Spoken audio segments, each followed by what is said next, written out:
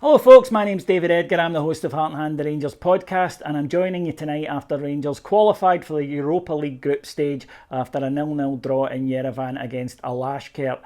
That's about as far as the good news goes.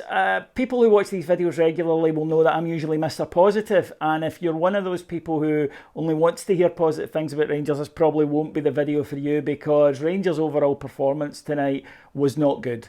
And even with the difficult circumstances that we've faced this week, and even in the sauna-like conditions of Yerevan, it was still very disappointing. Rangers were able to field a strong side, with the only debutant and non-recognised first-teamer being the goalkeeper Robbie McCrory after this week's COVID-positive test. But the rest of the side looked fairly strong. Nathan Patterson and Borna Barisic in at fullbacks.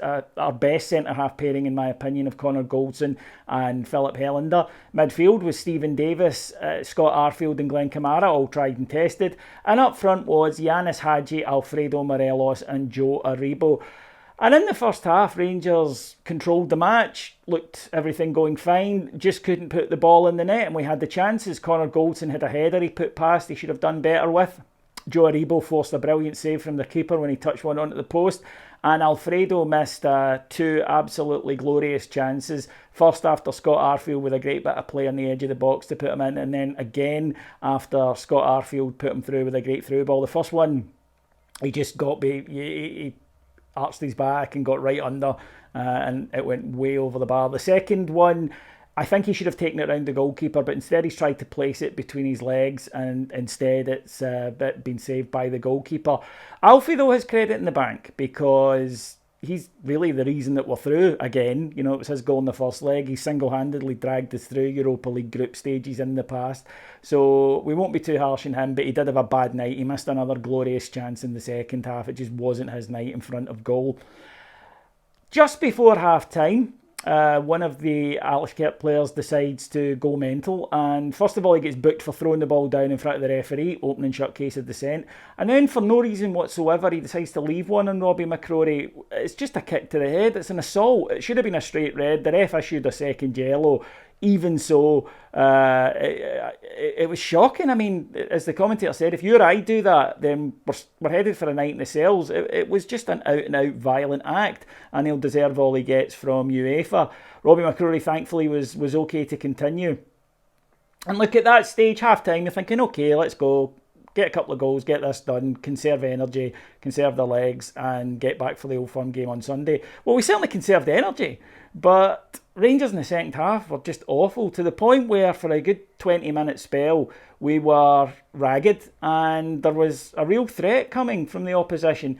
It wasn't good enough, it really wasn't. A change was made when Cedric Itten came on for the really appalling tonight Yanis Hadji, and he did okay, but although Rangers recovered a bit after a spell of corners and then played it out reasonably easy, there was only really one chance for Alashkert, which they probably should have scored from, after a ball on the right came in and their striker just couldn't get on the end of it. Rangers, as I say, made a couple of decent chances. Joe Aribo's hit the bar again with a deflected shot in injury time. Alfie's missed a good one, but the level of effort and performance in that second half was not what you'd expect for a team trying to qualify for a group stage that brings in round about £15 million. And look, I've said on these videos that there's been a little bit of tiredness about the side, there's been a little bit of rustiness and maybe needing to get match fitness. Well, that's our 8th game of the season so far, so the rustiness excuse doesn't quite work as well 4 weeks on from when we started. I would expect better. There are guys in that side who look like they're coasting. It really is that simple. There are guys in that side who are nowhere near what we know they're capable of, and they're not producing the level of performance that we know they're capable of. And put it this way, I'm delighted that we'll certainly welcome back Kamar Roof on Sunday, and hopefully one or two others as well into the side. But all of that said, we have qualified. And if you want a sign of how far we've come, go look back for my video when we qualified against Ufa and I was over the moon. But we are the champions. It is a settled and established squad. It is a bit of a consolation prize, because obviously we wanted to be in the Champions League. Getting to the Europa League group stage this year after our Champions League exit was the bare minimum. We had to. God, can you imagine if we'd gone into that Conference League? The Europa League as well gives us an opportunity to get through with, with sensible head on. We wouldn't have achieved much in the Champions League bar the money, but in the Europa League we do have a chance to get through, and we've proven the past couple of years that we're certainly capable of that.